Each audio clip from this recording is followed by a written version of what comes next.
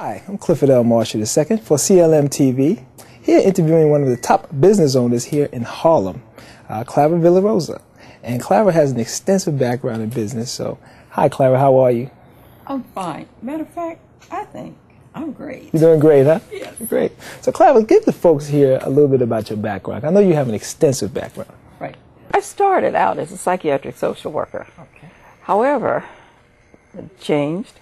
Went into hospital administration, a banker, and then an entrepreneur. So it wasn't a direct route to entrepreneurship.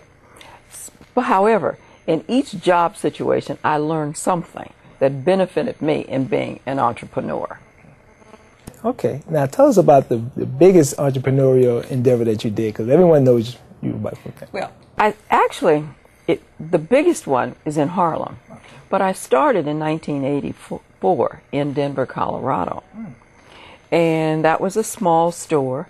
However, it was a small African-American specialty bookstore. Okay. It was in Denver. It wasn't a large number of African-Americans. However, it was enough for me to get started and then position it as the largest African-American bookstore in the country. As a matter of fact, it was a marketing strategy because if you name it, you claim it. Okay. It may not have been at the time in Denver, but once I got to Harlem, it really is the largest African-American bookstore in the country. I'm currently retired, but I love being an entrepreneur. Now tell our folks the name of that big bookstore in Harlem. All right.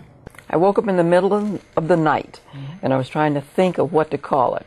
I really didn't want to call it Clara's Bookstore. No, that didn't ring well. Okay. But African-American specialty store, I thought of human, Hue-Man. Hues, shades and colors of man. Right. And so it stuck, and people often refer to, the Hue-Man. Right. Right, right, and it's a fantastic bookstore. So now that you're retired, you're working even harder than you used to work, because now you started your own business. You do consulting work, and you do workshops. That's right. And you just did a workshop for the Business Owners Ministry. And what was the name of that workshop? It was called First Steps. It's the first steps. What you do is you have a business idea, and it's running around in your head, and you don't know what to do next. So I came up with the very first steps that you need to consider if you really want to start a business, and take that business idea out of your head and put it to paper and get to working on a plan. Wow.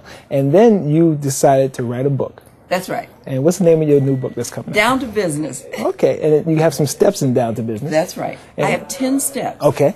I'll tell you the first 3. Okay. The first one, are you an entrepreneur? Do you have what it takes? What is your background, and what do you bring to the table in order to be a successful entrepreneur in terms of your business idea? Okay. Number 2, what is the idea? Flush it out. Right. What is it that you're wanting to do? Is it a business? Is it a service? And third, money. That's a big part. That's a big part. Right. Where do you get it? How much do you need? And how will you manage the money that comes in, the revenue that comes into your business? Wow. So the first step is, are you an entrepreneur? Are you an entrepreneur? Right. And not everybody's cut out to be an entrepreneur. Absolutely not. Absolutely not. Because it takes perseverance. It takes problem solving. You have to manage yourself. You have to manage people. You have to manage your vendors, your suppliers. Right. And so number 2 was? Number 2, what is that idea? What are you doing? Well, when I thought about the Hue-Man Bookstore, you say, well, she's a bookstore, sells books. Right. Basically, I'm in the retail business. My product is books. Right. So I need to understand about retail. Okay. And then the third one, of course, is money. Is money. Where do you get the money? For me, the first time around, I had to use my own money. Wow. Being a banker, if I had gone to the bank and asked the bank for money, I would have told me no. Well, there you have it, folks.